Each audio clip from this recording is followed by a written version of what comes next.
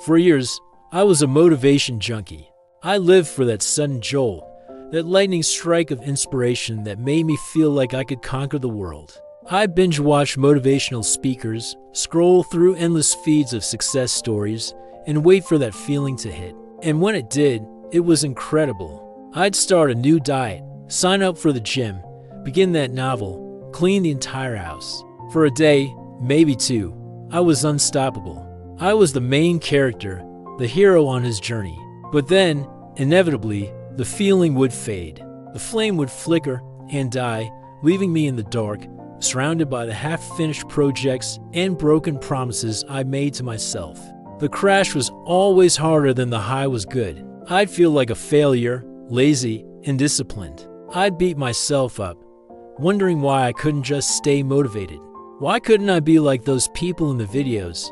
The cycle was vicious, a manic burst of energy, followed by a long, slow slide into apathy and self-loathing, only to wait for the next hit of motivation to start it all over again. I was chasing a ghost. Motivation is an emotion, a feeling, and like all feelings, it's temporary. It's a fair weather friend. It shows up when things are exciting and new, but it deserts you the second things get difficult, boring, or repetitive. Relying on motivation to achieve your goals is like trying to build a house on quicksand. You'll make frantic progress for a moment, but eventually, everything will sink. I hit a point where I realized this couldn't continue. I was exhausted from the emotional roller coaster. I looked around at the people I truly admired, the ones who had achieved long-term, sustainable success, and I noticed something they all had in common. It wasn't a constant state of hyped-up motivation. It was something quieter, stronger, and far more reliable. It was discipline. So, I decided to conduct an experiment. I would stop chasing the feeling and start building a structure. I threw out the whole idea of waiting until I felt like it. Instead, I built a system that didn't require my permission or my mood to function. It started small, ridiculously small. Every morning, the moment my alarm went off, I would get out of bed. No snoozing, no negotiating with myself, no checking if I felt motivated to face the day.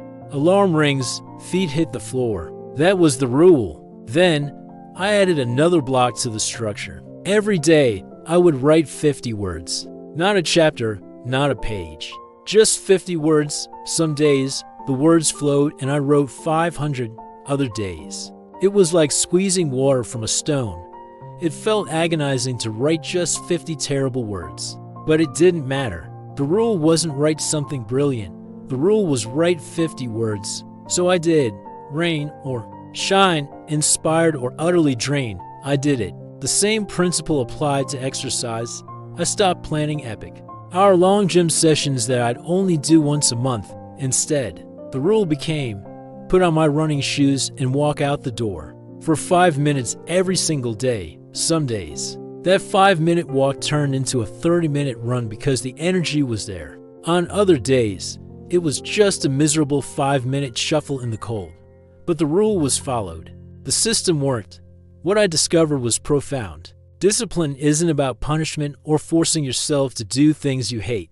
It's about making a decision once and then creating a structure that removes the need for future decisions. You decide you are a person who gets up on time, so you build a routine to make that happen. You decide you are a writer, so you build the habit of writing daily.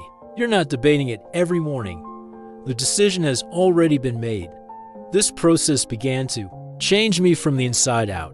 The frantic, flickering flame of motivation was replaced by a steady, controlled fire.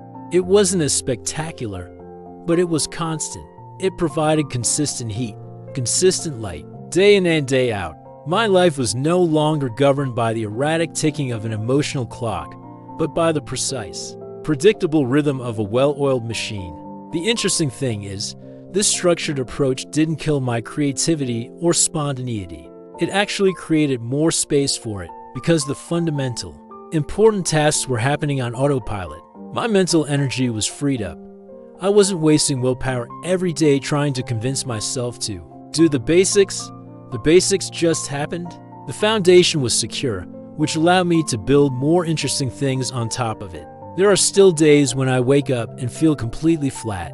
The old me would have called it a 0 day and written it off, succumbing to the feeling. The new me acknowledges the feeling, says hello, apathy, and then proceeds with the schedule. I get out of bed. I write my words. I go for my walk. Because my actions are no longer chained to my emotions. My actions are chained to my system, my structure, my discipline. And here is the secret they don't tell you in the motivational speeches. Discipline creates its own momentum.